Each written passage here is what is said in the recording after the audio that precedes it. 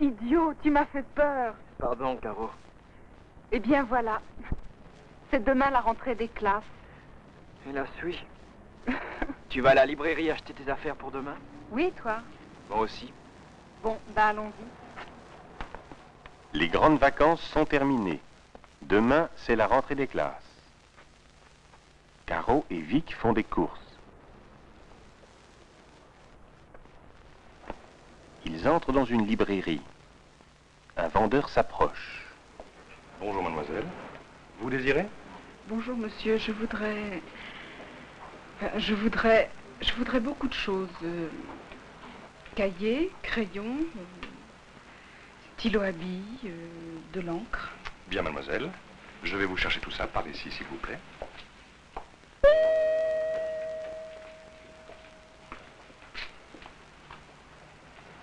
Bonjour, mademoiselle. Mademoiselle, s'il vous plaît, Bonjour, monsieur. Vous désirez?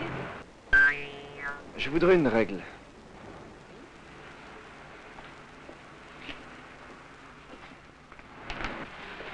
Une... Et un compas. Nous n'avons pas ça, monsieur. Je regrette. Mais mademoiselle, regardez derrière vous. Là, à gauche. Il y a des règles et des compas. Oui. C'est ça, un compas? Que c'est drôle. Ah oui, bien sûr. Tenez. Choisissez. Vous savez, ça n'a pas d'importance. Et une règle, s'il vous plaît. Une règle. Il y en a là, à droite.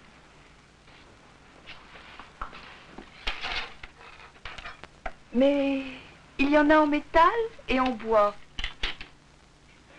Je prends cette règle-ci en métal. Bon. Maintenant, voyons. Une gomme et 2 stylos à billes, s'il vous plaît. Une gomme. Voilà. Et 2 stylos à billes. Là. Ah oui. Voilà. Et de l'encre. De l'encre de Chine. De l'encre de Chine. Nous n'avons pas ça, monsieur, je regrette. Mademoiselle, il y en a là-bas.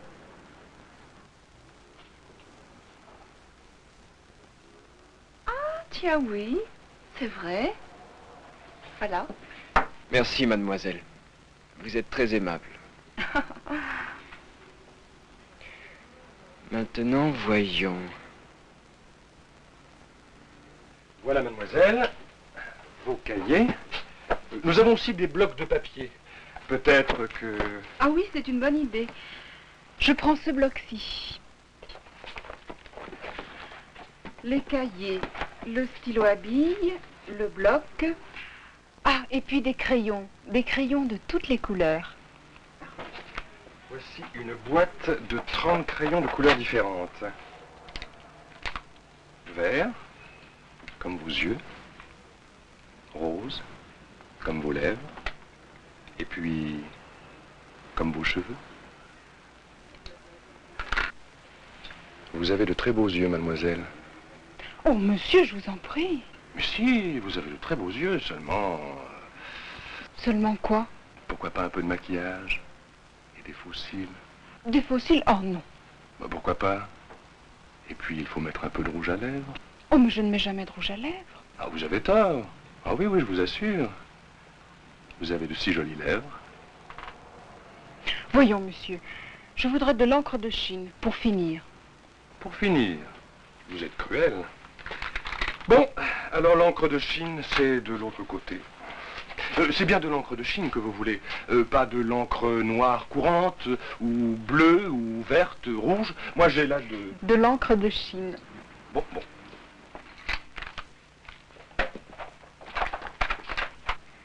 De l'encre de Chine, s'il vous plaît. Oui, mademoiselle. Alors, Vic, tu es toujours là? Comme toi, Caro.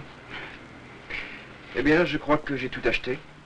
Un compas, une gomme, une règle, 2 stylos à billes et de l'encre de Chine. C'est étonnant ce qu'il y a dans une librairie, n'est-ce pas? Et vous voyez, mademoiselle, que tout ce que je vous demande existe. C'est étonnant. Eh bien, voilà vos affaires, mademoiselle. Un bloc de papier. 3 cahiers. L'encre de Chine. Un stylo à billes. Des crayons de couleur. Vous avez de très beaux crayons, mademoiselle. Merci, mademoiselle. À bientôt, j'espère. Au revoir. Au revoir, monsieur. Au revoir, mademoiselle. À très bientôt, j'espère. Oh, moi aussi. À bientôt. Au revoir, monsieur.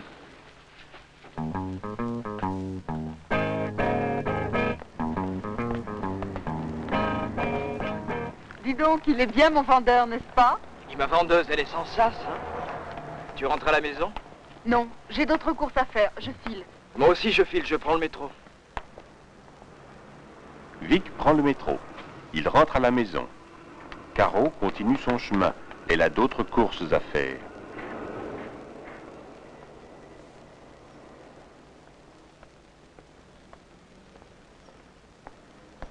Elle arrive devant une pharmacie.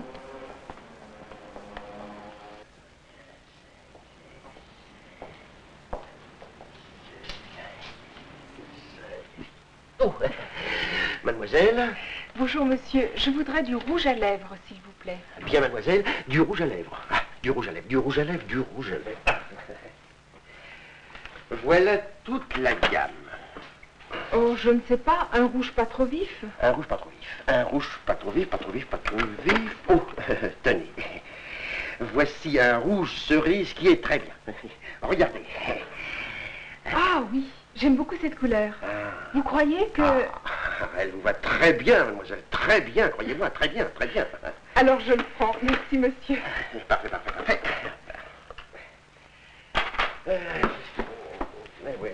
Ah. Le rouge. Et ensuite, mademoiselle, vous désirez autre chose? Oui, du maquillage. Enfin, quelque chose pour les yeux, s'il vous plaît. Ah, quelque chose pour les yeux. Quelque chose pour les yeux, quelque chose pour les yeux. Voilà. Voilà. Noir. Noir, n'est-ce pas? Oui, c'est ça. Et puis, s'il vous plaît, vous avez des faux cils? Mais oui, mademoiselle. Un instant, s'il vous plaît. Un instant, s'il vous plaît. Voilà, mademoiselle. C'est 32 francs la boîte. Oh, 32 francs? Mais ce n'est pas cher, ce n'est pas cher. Oh, regardez comme ils sont beaux. Avec vos yeux, c'est très bien, les fossiles, très bien, croyez-moi, très bien, très bien. Vous avez tout à fait raison d'en porter. Tout à fait raison. Tout à fait raison. Vous croyez, vraiment? Eh bien, je les prends.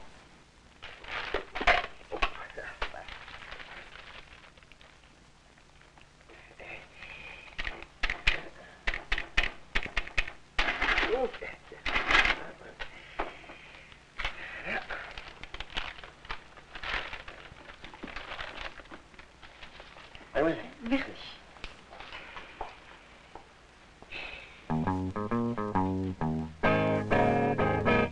Vic est rentré au lycée.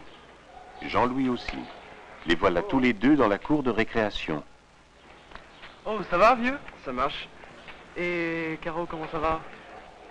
Et Elisabeth, elle va bien? Tu sais, les filles, elles ont leurs bons et leurs mauvais jours. Elle était patente, Elisabeth, une chic copine. Ah, dis donc, tu connais la fille de la librairie? Elle est formidable, sensationnelle. Oui, la vendeuse, tu veux dire la petite brune? Oui, tu la connais? Oui. Elle est ravissante, mais pas très intelligente, hein? Ouais, c'est vrai, pas très intelligente. Tiens, regarde ce que j'ai. Oh, montre.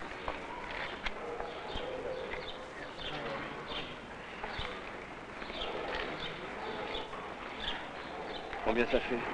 Oh, regarde. C'est pas ton professeur de physique, là-bas? Comment s'appelle-t-il? Monsieur Bouquet? Oui, c'est bien lui. Il est bien comme prof? En général, il est très chic. Attention, il vient vers nous. Bonjour, monsieur. Ah, c'est vous, Victor. Bonjour. Comment allez-vous? Très bien, merci. Vous avez passé de bonnes vacances? Excellente. Où êtes-vous allé? On est allé au bord de la mer, en Bretagne, comme d'habitude. Ah oui, c'est vrai. Votre famille a une villa là-bas, non? Et comment va votre famille? Très bien, merci. Et vous, monsieur, vous êtes parti en voyage? Oui, oh, je suis allé dans les Alpes, comme d'habitude. Mais dites-moi, vous êtes en première maintenant, hein? Oui, monsieur. Et votre camarade, Vaillant, je crois. Oui, monsieur, Jean-Louis Vaillant. Bonjour, En première, vous aussi? Oui, monsieur, mais pas dans la même section que Victor. Ah. Alors, Victor, j'espère que vous allez faire des progrès sensationnels en physique cette année, hein? J'espère bien. Oui, monsieur. Ah, ça sonne. À tout à l'heure. À tout à l'heure, monsieur. Au revoir. Au revoir, monsieur. Ciao. Au revoir.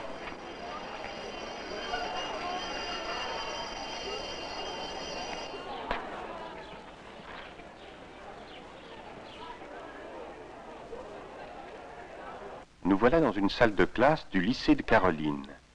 Le professeur d'histoire parle du roi Louis XIV. Le roi Louis XIV est au sommet de sa gloire. C'est un monarque tout-puissant, despotique. Il habite Versailles, son superbe château, et toute la cour y habite avec lui. Mais qu'est-ce que c'est que ce bruit? C'est ennuyeux. Donner des leçons de chant à 11 heures du matin, ce n'est pas convenable. Et les gammes, c'est très désagréable.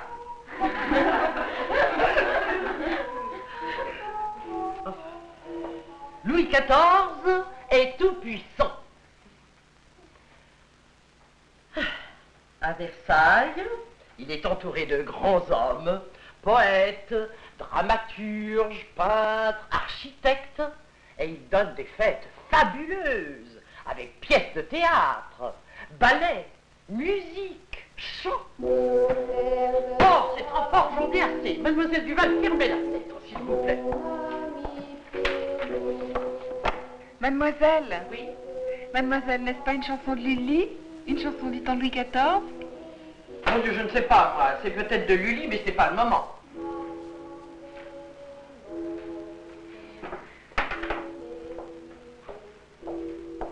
Qu'est-ce que vous avez sur le visage?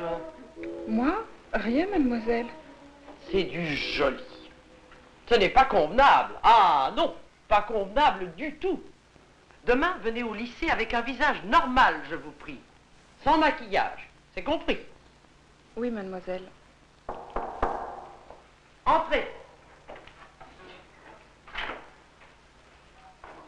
Mademoiselle Mandela, vous arrivez bien en retard.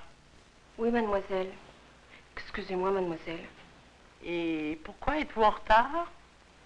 Ma leçon de chant, mademoiselle. De chant? Quelle folie! Ce n'est pas convenable, pas convenable du tout. Enfin, allez à votre place.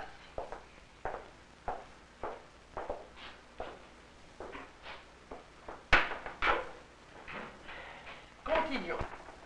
Donc, Louis XIV a fait. Tu sais, le prof de chant est content de moi.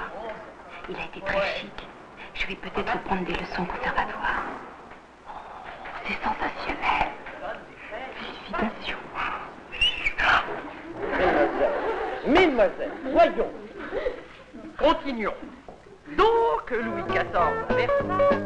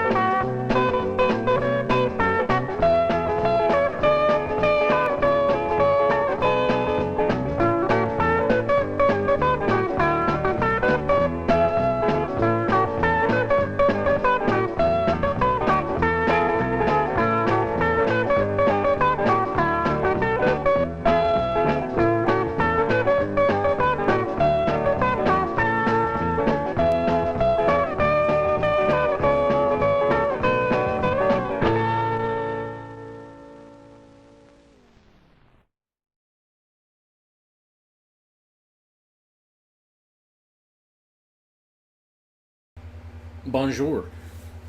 Uwe. Skip Alzheimer. That's, yeah. I don't even know if I got that right. I took 2 years of French in high school, and because it was the only foreign language that my high school offered, and I went in one ear and then out the other. So that's part of a series, Toute la Bande, La Rentree, I think, which I don't know what that stands for. I'll look it up real quick.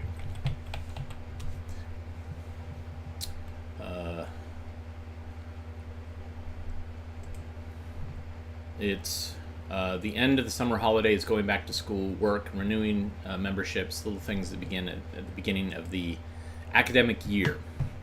That's what that is. So, yeah, and we showed that on our little film scanner.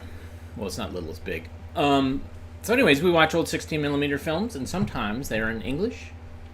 Most of the time they're in English, and occasionally they dip into another language, of which we seem to have several that are parts of French foreign language training films. Let's learn about forces. Enjoy.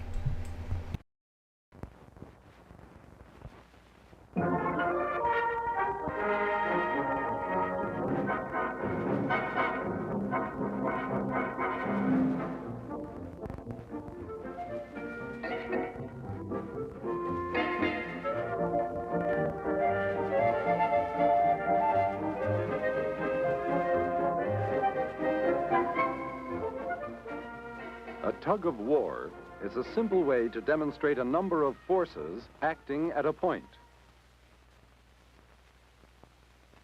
The forces are acting along the rope in a straight line. We can use this knot to represent a point at which the forces are acting. Some of the boys may be pulling harder than the others. To find the magnitude of the force being exerted by this boy, we could measure it with a scale. 100 pounds. In a similar way, we could measure the force exerted by each boy. These 3 boys are exerting a total force of 320 pounds. We know that the force exerted on the other side is equal in magnitude, but opposite in direction. We can represent these forces graphically, using arrowheads to show their directions. To show the magnitudes of the forces, we first select a unit distance, such as this, representing a magnitude of 25 pounds. Then, the length of each arrow is drawn to this scale to represent the individual magnitudes. We can represent the sums of the forces acting in each direction with single arrows drawn to the same scale. Since these forces produce the same result as the individual forces acting together, they are called resultants. In this case, the resultants exactly balance each other. We say that they are in equilibrium. One of the resultants may be called the equilibrant of the other. Let's see what happens when one boy, pulling with a force of 100 pounds, lets go of the rope. The rope accelerates to the right. We can show why graphically. We show the disruption of equilibrium by subtracting 100 pounds from the force on the left. The remaining magnitude is 220 pounds. This results in unbalanced forces. To find the resultant of these forces, we subtract the magnitude of one force from the other. The resultant, a force of 100 pounds, is a single unbalanced force. Problems of this type involve many forces acting in a straight line.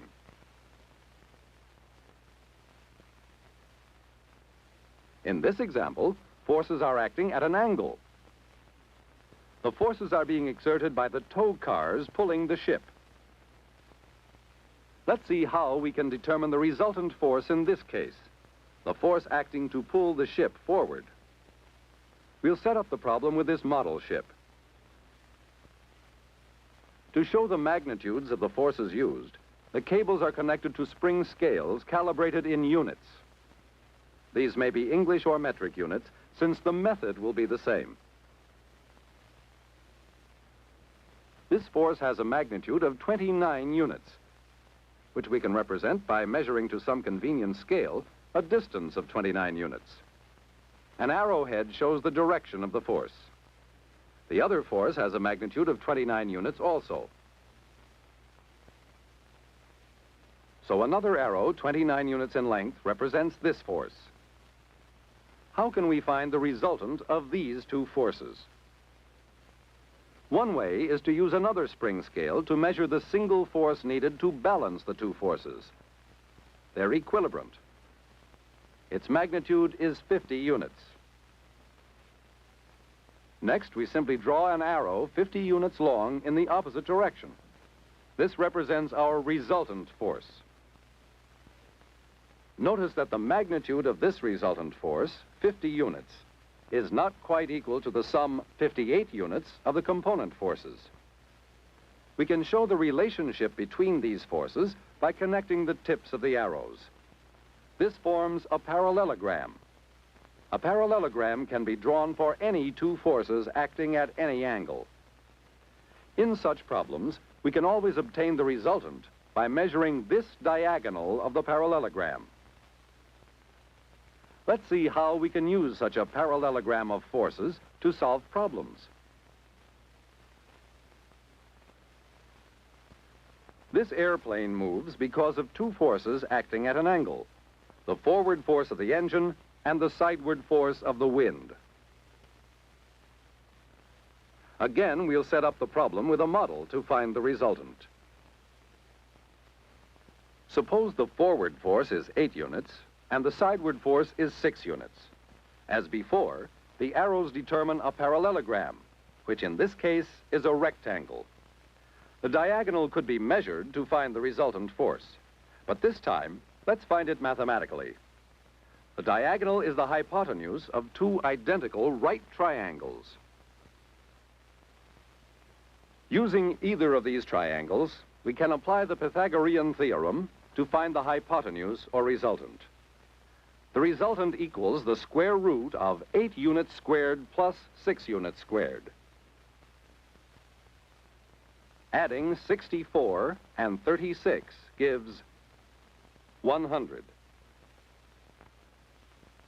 The square root of 100 is 10 units. This is the magnitude of the resultant force. The resultant arrow also gives the direction of the plane's flight. Using this model of a crane, we can show how we can find components when the resultant is known. Suppose we know that there is a resultant force along the boom of 12 units. From the tip of this arrow, we construct lines parallel to the cables to make our parallelogram of forces. To find the components, we measure these arrows to scale. The component of the tie cable is 8 units. The component of the weight is 6 units. So, we have found the components when the resultant force is known.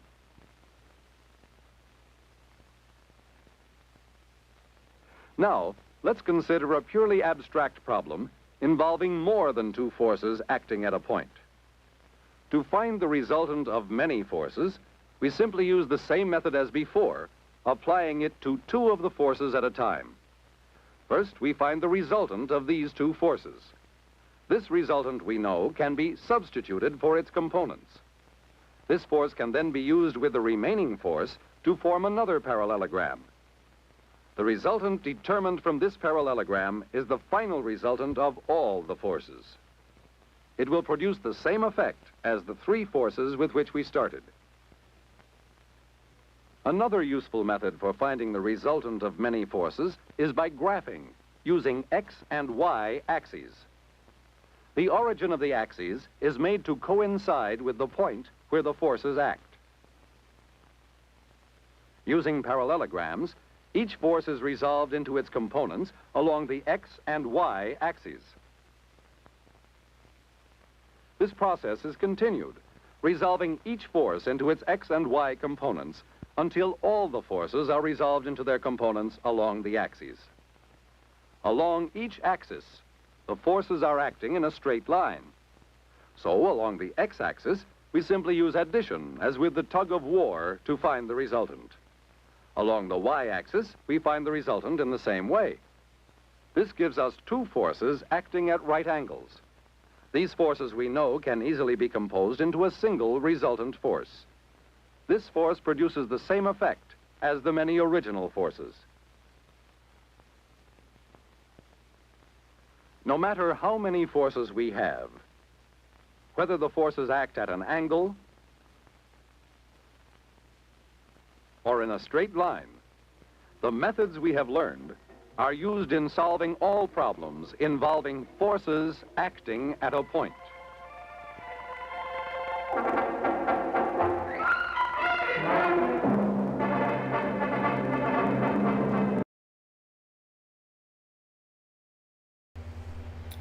Exciting.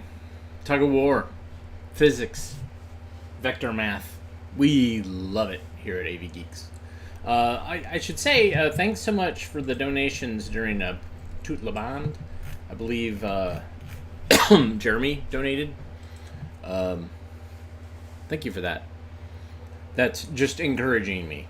Alright, so here's another film by our good friends at Cornet, because we've been actively scanning their films. This is Fire and Oxidation. Enjoy.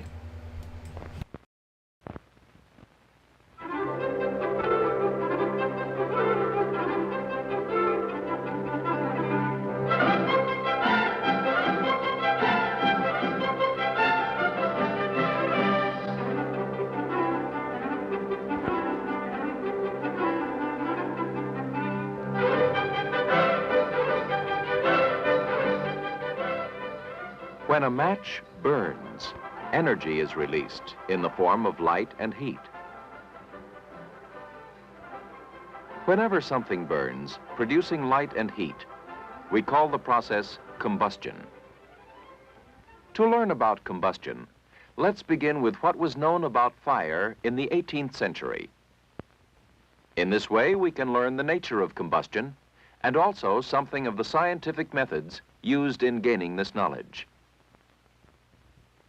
A common method of starting a fire at this time was to strike flint against steel, producing hot sparks. The hot sparks were directed into a tinder box containing charred linen and wood shavings, materials known to be easily ignited. Blowing air on the smoldering tinder helped get the fire started.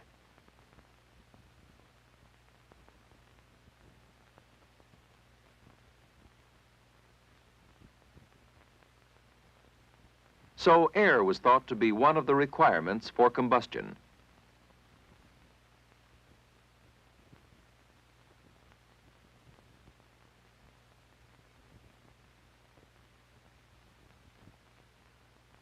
At the time, it was thought that there were three requirements for combustion: air, certain materials that would burn, and heat to ignite the materials.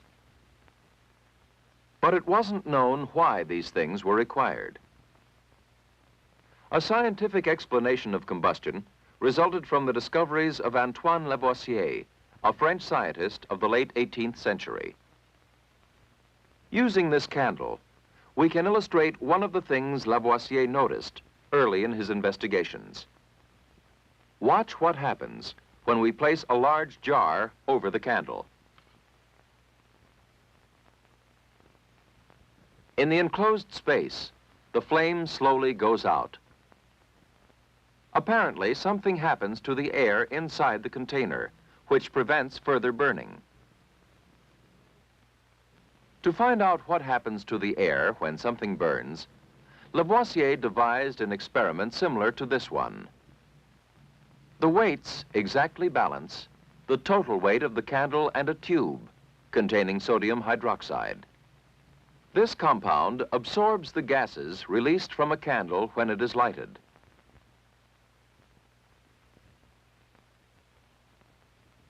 As the candle burns, notice that the side of the balance holding the candle gets heavier and moves down. Where could this added weight come from? From the air, reasoned Lavoisier.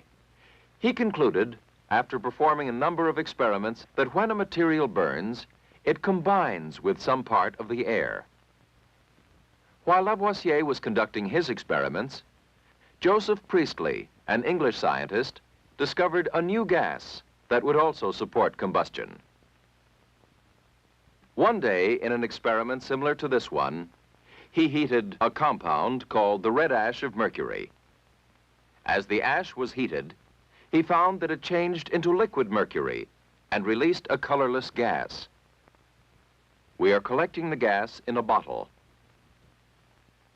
The bottle has been filled with water and inverted in the tank. As the bubbles rise, the gas slowly displaces the water in the bottle.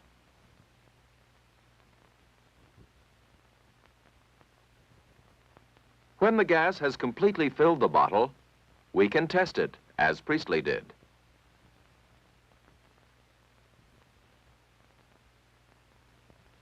He found that if a piece of wood is ignited in the air,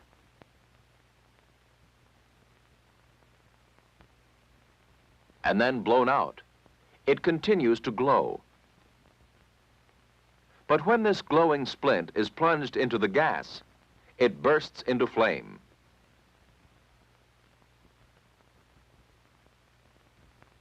This gas, discovered by Priestley, was later proven by Lavoisier to be the component of air which supports combustion. Oxygen was the name given to this gas by Lavoisier. Lavoisier proved that it is not air that is required for combustion, it is oxygen in the air. For a material to burn, it must combine chemically with oxygen.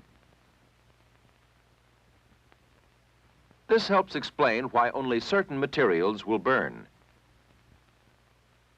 Wood, for example, burns because materials in it combine chemically with oxygen. Oxidation is the term used to describe this process. As a material combines with oxygen, it is said to be oxidized. All fuels oxidize rapidly. Coal oxidizes rapidly. The kerosene in this lantern oxidizes rapidly.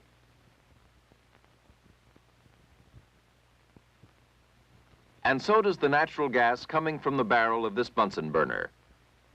Fuels oxidize because all of them contain elements that combine with oxygen. Carbon is one of these elements. This charcoal briquette is almost pure carbon. As carbon burns, it combines with oxygen to release the gas carbon dioxide, that is, an oxide of carbon. The word oxide is used to describe the compound formed when an element combines with oxygen. Most fuels contain another element, hydrogen. Hydrogen gas burns with an almost invisible flame. As it burns, it combines with oxygen to form an oxide of hydrogen, or water, as it is commonly called. We can see tiny droplets of water forming on the sides of the beaker. Another element that combines with oxygen is sulfur. As sulfur burns, the gas sulfur dioxide is formed. The heat released during this oxidation causes the sulfur to melt. Even a metal, such as this magnesium, can be made to burn. Magnesium also combines with oxygen. Understanding the process of oxidation helps us understand why only certain materials burn. Let's investigate now the third requirement for combustion, heat. Why must heat be added to start a fire? We can find out why by examining this steel wool. If we look at the strands of metal closely, we can see rust forming. Rust is iron oxide. It forms when iron combines with oxygen very slowly. In this case, the oxidation reaction releases very little heat and no light, so there is no combustion. To have combustion, oxidation must occur much faster. The process of oxidation, like any other chemical process, may be made to occur faster by adding heat. At a temperature of about 2200 degrees Fahrenheit, both light and heat are released from the iron as combustion begins. The temperature at which a substance burns is called the kindling temperature, or ignition point. Different materials have different ignition points. Yellow phosphorus requires a temperature of only 86 degrees before combustion begins, giving off heat and light.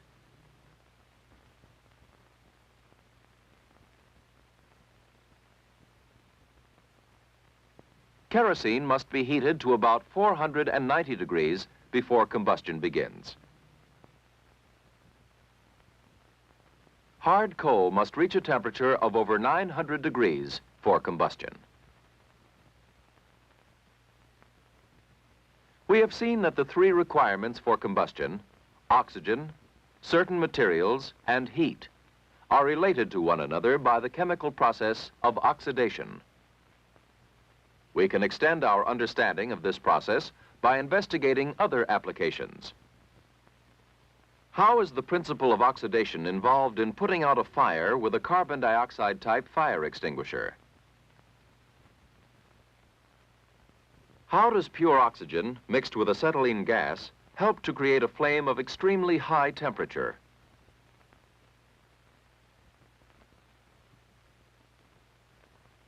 How does the rate of combustion of the fuel used in a car engine compare with the rate of combustion of fuel used in a jet engine? You can answer questions such as these if you have a clear understanding of combustion and oxidation.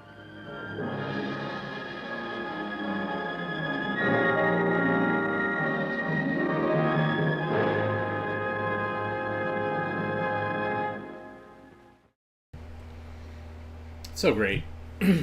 The chemistry films. There's a lot of footage of beakers and hands with matches or acetylene torches or whatever. I like that. I like that better than talking heads or someone who's talking in front of a blackboard. Or I like the disembodied hand coming in and futzing with something, and then there's something that happens reaction-wise, and we have a lot of that footage. There's, I would say, almost hundreds of hours of footage from the Cornet collection that we've been scanning of just kind of raw outtakes of hands with matches coming in. Let's see. So again, I have another film on the film scanner. I am striving to do more films on the film scanner in a show. Just to kind of get more stuff. And what I do is I go back to the shelves where the films are and I say, have we seen this one? So this is one that I haven't seen. This one was in the basement. We've been slowly cleaning out the basement to try to do some renovation work. And this was down there. And I don't think I've seen it.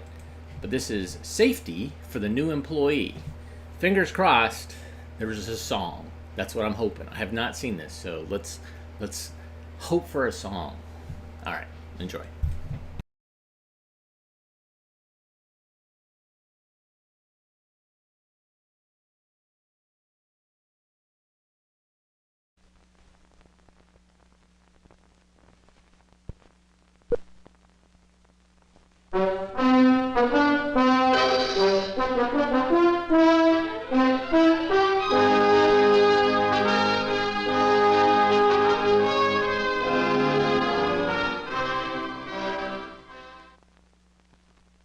Safety.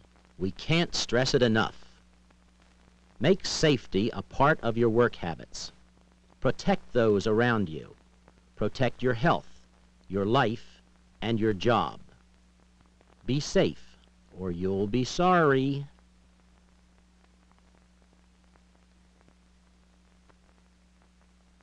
Hey, handsome. What are you going to do for your next act? Fall in an open trench? Those safety glasses go where your eyes are. I've heard of keeping your eyes on the job, but I've never heard of keeping your eyes in your pocket. You can't see me. The name's safety. You can't see safety. But if you do as I say, we can always be together and have a very enjoyable time. Now, let's start with those safety glasses. Okay, I know when I'm not wanted. Maybe you'd like to meet my roommate instead. She's called Accident. Now you can see her. Accident's very colorful. Bright shades of black and blue with some red. Sometimes lots of red. Accident's bloody colorful. And you can feel Accident. You can feel her until it hurts. Oh, and something else. When you go out with Accident, it's a very expensive date. One fling with Accident can cost you several days' pay, maybe a whole month or more, maybe your job. Accident even costs you before your first date. Your boss might see that you're on the way to Accident and penalize you for an unsafe act or a violation of safety rules. You've made a wise choice, honey, and I'll stick beside you. But first, you should know what I like. Oh, it's not much. Just a few things that keep me happy and keep you safe. Like those glasses. I like men who wear safety glasses. Wear them whenever you're on the job. That wasn't made by some modern artist. A flying chip shattered them. The wearer got a broken nose and a new pair of safety glasses. If he'd kept his glasses in his pocket, he wouldn't need a new pair today. But he would need a new pair of eyes. Every day, somebody's vision is saved by safety glasses. Oh, I notice you're married. Think you could take off your ring while we're together?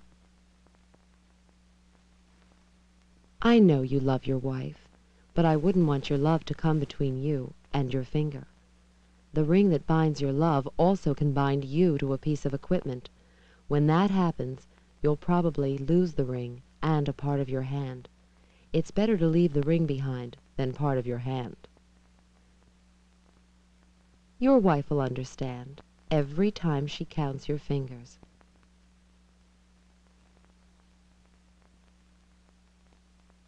Nice pair of shoes. Safety shoes? Reinforced toes? Plus a metatarsal guard? Wear them every day to work. They'll keep you from being shocked when you count your feet and toes. Now finish tying your laces. We're going for a walk.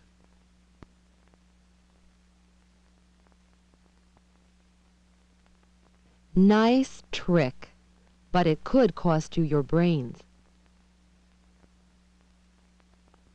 Tighten that webbing so the hat fits snugly and comfortably. A properly fitted hard hat will do its job of protecting your brains. Test the fit. But you've also got to use your brains to keep your brains. Don't tempt fate by walking under overhanging loads. That hat will turn into a halo if a ton of steel drops on it. Walk around danger areas whenever possible.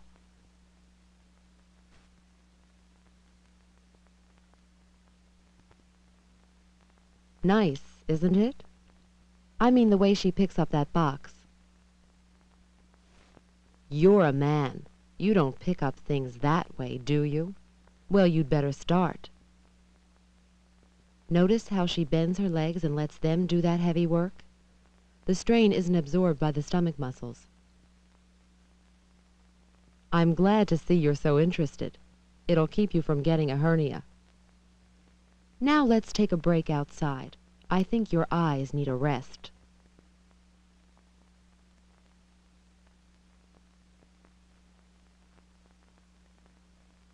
Congratulations. You just covered the next half-dozen safety lessons. Never walk or stand between or against piles of material, and always walk or stand in a way that lets you react and dart quickly from trouble. You almost didn't make it because you were off balance. And smoking? It'll kill you gradually. But if you do it near inflammables, it'll kill you a lot faster. No smoking near oil or gases. If you must smoke, only do it in the prescribed smoking areas. Ask your supervisor where these are. Pick it up. Your sloppy housekeeping is someone else's date with accident. And this doesn't only mean trash. Improperly placed equipment and parts also can waylay a neighbor, and you. Nothing should stick out beyond those yellow lines on the floor. A person passing by could get clipped or slip on something you left lying about, and that someone could very well be you. See that? A welding flash actually can burn your eyes. Quite painful. A welder wears specially tinted glasses, but you don't, so don't stare at the flash.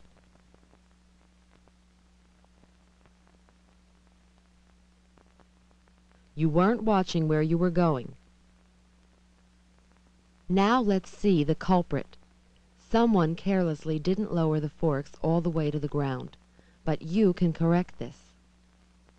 See this lever? It'll work in the downward position even when the engine's off. Before lowering, make sure nobody is standing in front. Now lower it.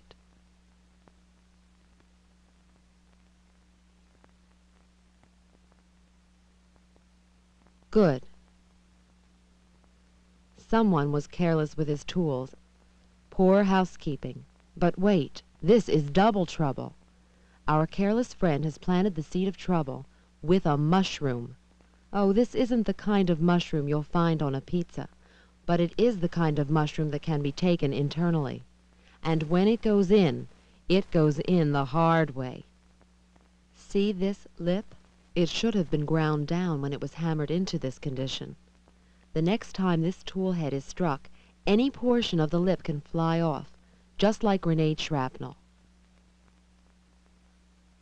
Once that head is ground off, it'll be safe again. Here's another beauty that can be a real beast if you're not careful. A portable grinder can give you the quickest manicure in the world. As a matter of fact, before you know it, it can manicure your nails all the way down to your wrist. Here is the menace. When that portable grinder suddenly hits an edge or an abrupt change in the plane, it can lurch out of control like a drunken sailor in high gear. Anything's fair game when that happens. It can do a nasty job on your hands, thigh, stomach, and legs.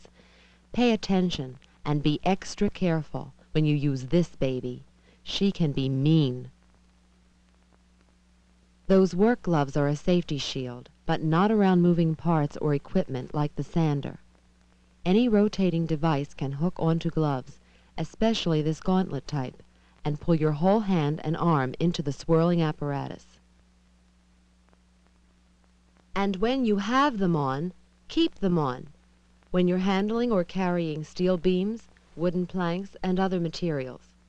And of course, always use gloves when you're handling wire rope or slings. Never leave a power tool hooked up when you're not using it, and never pull out the cord by pulling on the cord. Use the plug. Well, what's done is done. And that goes for this plug. It's done. Never use a plug without a ground. See where the ground was broken off? A plug better have 3 prongs before you put it in the wall. If you get a cord without a ground prong, don't use it. Now we're ready for business. This sander has a ground, but that's no guarantee that you still won't be in for a surprise when you go to turn it on. Never trust any electrical tool. Any one of them can be harboring a short. So before you turn the tool on, turn around. Make sure you have some clearance in case you have to quickly throw away the tool. Sometimes your safety glasses won't be enough. When you know that you'll be doing something that causes debris to fly around, replace your safety glasses with more protective goggles.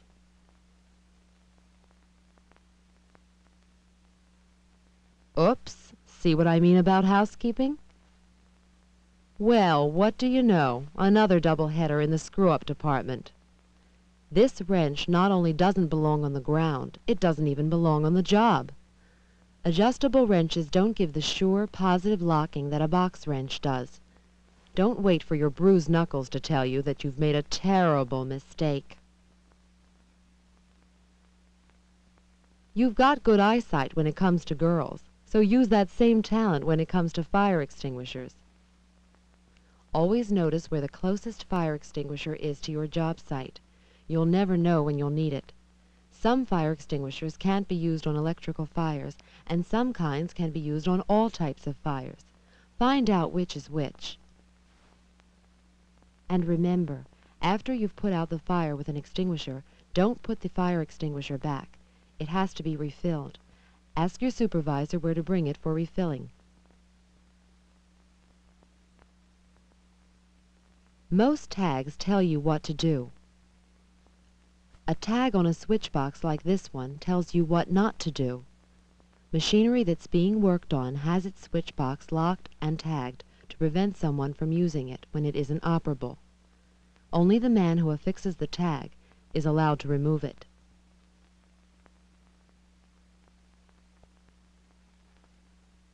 Halt! How deep is that puddle? Of course you don't know, and you won't know until you step in it. You might just get your shoes wet, or you might discover that it's deep enough to really take a bath in. A little water never hurt anyone, but if it's deep enough, it could turn your ankle or trip you into falling and really getting hurt. Walk around puddles, water holes, and especially beware of floor openings.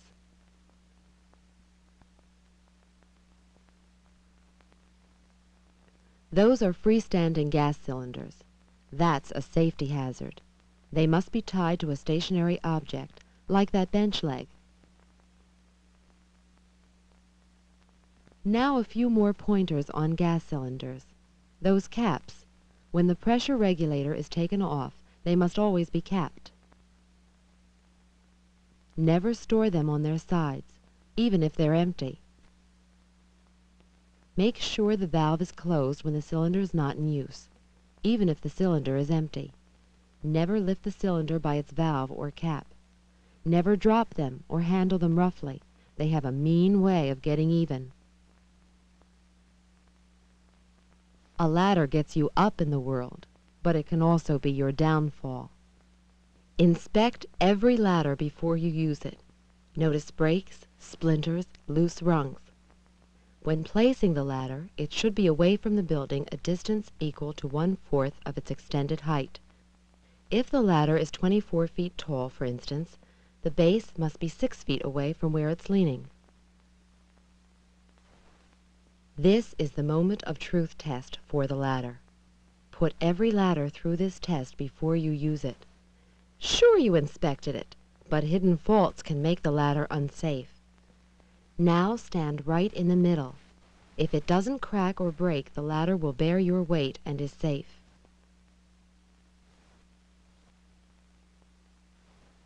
With scaffolding, the moment of truth test is a little more demanding because it must bear more force when it's in place. Get in the middle and jump up a few times.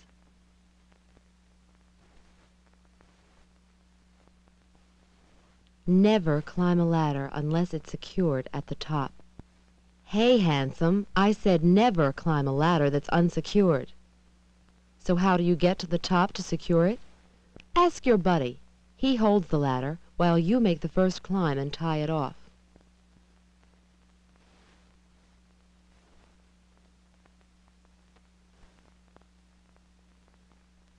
And when you come down, don't leave any tools, parts, or equipment on the ladder or scaffolding. That goes especially for step ladders. When someone moves the ladder, that left behind piece can topple and clobber him or you. Okay, handsome, you're on your own now. And please remember,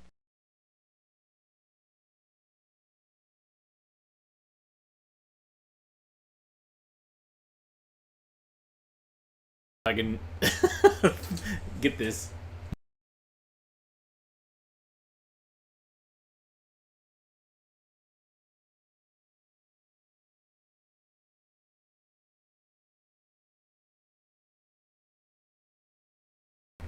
very frustrating. Let me see if I can fix this. In the meantime, you know what's coming next. I can check that gear in a minute, so don't touch anything, okay?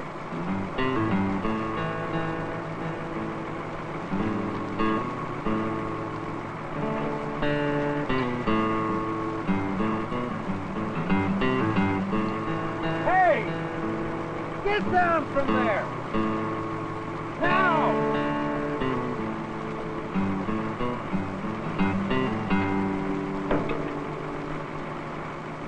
Hey! Turn it over! What if it bumped that control by accident? You'd be mincemeat by now. What have I told you? You don't work on equipment when the engine's running. Well, I told him not to touch anything. All right, I guess I wasn't thinking. You weren't thinking?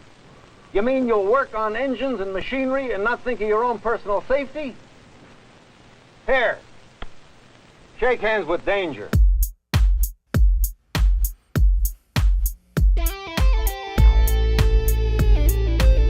Shake hands with danger.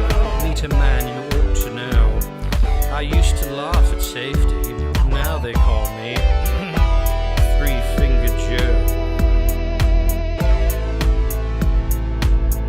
I was young and feisty, never did things by the book. Just let me get my toolbox and I'll take myself a look.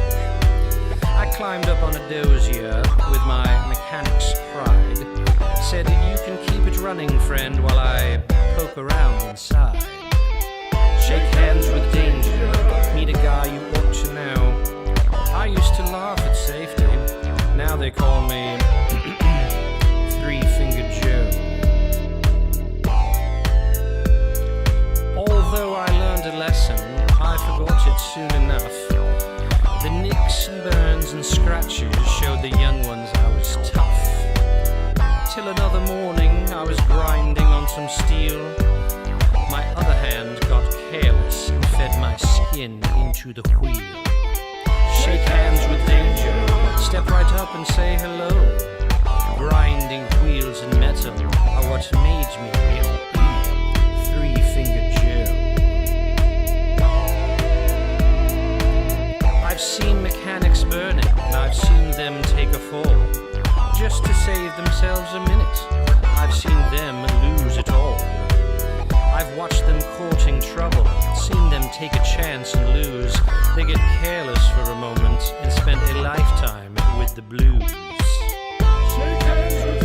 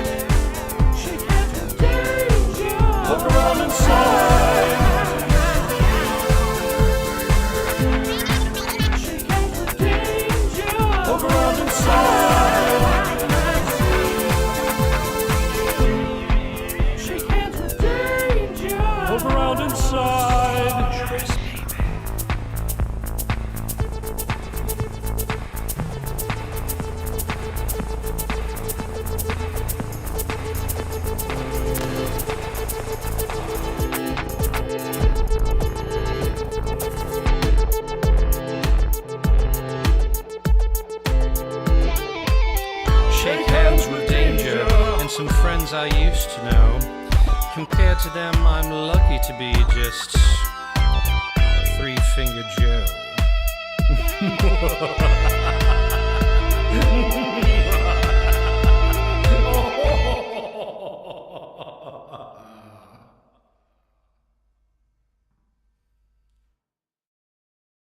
Tie it off.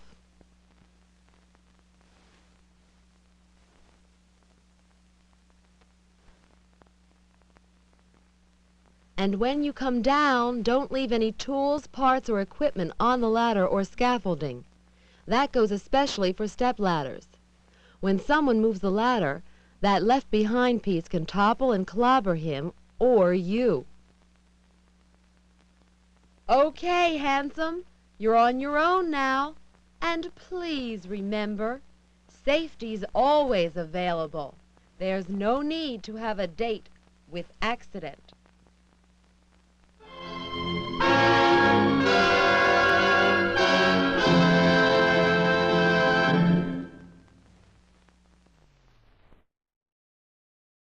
It's just, she said, and please remember, and I was like, and then the film lost tension, and I was like, crap, I want to know what that is. What's the parting shot? And of course it wasn't worth it. Wow, that film was fascinating. And it actually covers a lot of ground that the full version of Shake Hands with Danger does, as far as different aspects of work and smoking and all that stuff. So, but no, I mean, it was all flirty, but no song, which is unfortunate. I wish. I'll keep looking. I'll keep looking for other films that have safety songs in them, especially ones made for people that work on construction sites. But hopefully you enjoyed it nonetheless. And thanks for tuning in. Thanks so much for donating to the cause. That's one way to support us, is use the super thanks button or go to patreon.com or ko-fi.com/avgeeks. Those are ways to send us some cash that we'll spend on coffee, or we will spend on headphones. We needed headphones, so that's what we spend money on. Yeah, so join us tomorrow. And if you don't want to send us cash, then the easiest thing you can do is just hit the thumbs up button or the like button. You can also subscribe and watch other things on our channel, because there's advertising on there, and we get pennies every time your eyeballs hit those other films. And tell your friends. But thank you so much for tuning in today.